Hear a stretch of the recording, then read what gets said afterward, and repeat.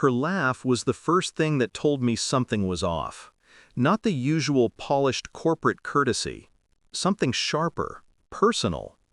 I stood in the glass boardroom, the skyline behind her bleeding into late evening blue. She tilted her head, my wife's sister, now the newly installed CTO, wearing authority like an inherited necklace. "We own your code, sweetheart," she said, sliding a termination letter across the table. "It's been a pleasure." Pleasure. Interesting choice of word.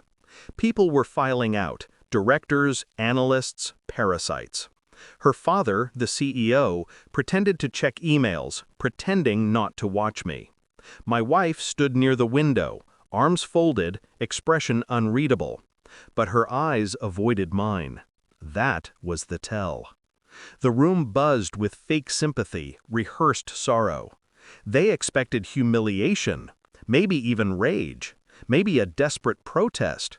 Instead, I simply looked at my wife's sister. Calm, quiet, almost bored. I reached into my bag and placed a thin navy folder on the table.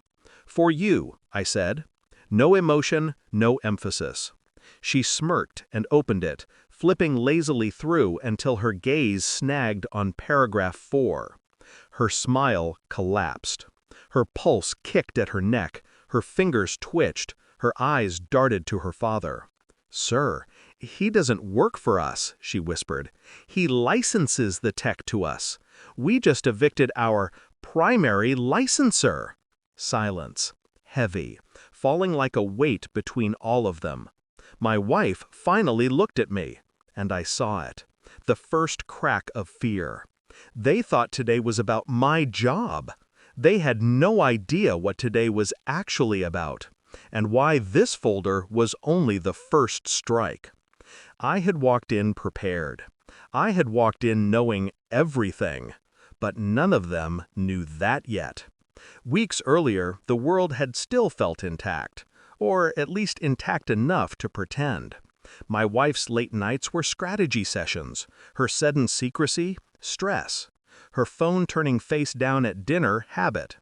Small lies, soft lies, but lies carry a scent when they multiply. The first fracture came quietly, a message preview flashing across her screen when she thought she had silenced it. "He won't notice. He never does."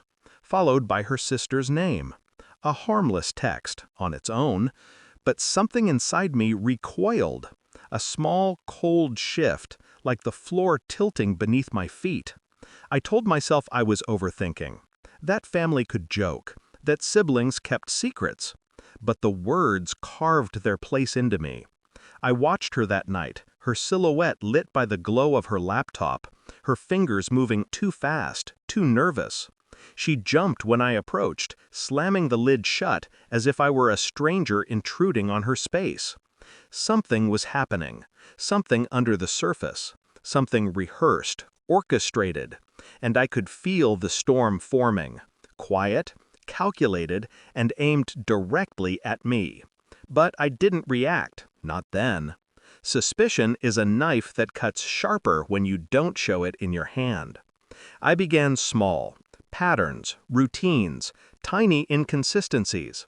Her sister suddenly visiting the office every day despite living in another city. My access credentials subtly altered. Emails delayed reaching me. Meeting invites missing. The environment shifted like a house being rearranged when you're asleep. You wake up knowing something moved, even if you don't see it yet. I pulled server logs, cross-referenced terminal access, checked timestamps.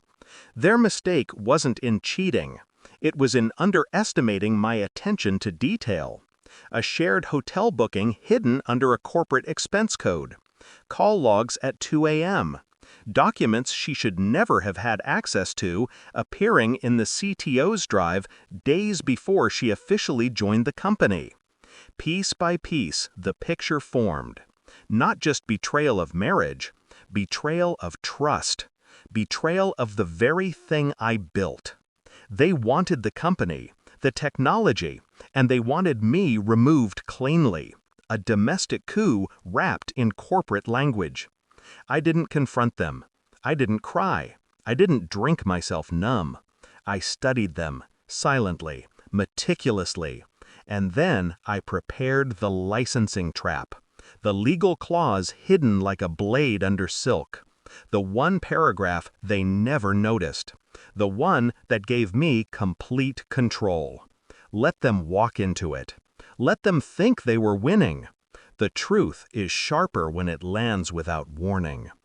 When the folder slid across the boardroom table tonight, I wasn't giving them information. I was giving them their verdict. Paragraph 4. In the event of termination or hostile restructuring, the licensor retains exclusive rights to disable all proprietary systems without notice. She read it once, twice. Her throat tightened. Then she whispered, "Dad, we don't own anything. He does." My wife's lips parted. A tiny breath escaped her. Fear, not guilt. She finally understood the distance in my voice these past weeks, the quiet evenings, the lack of confrontation.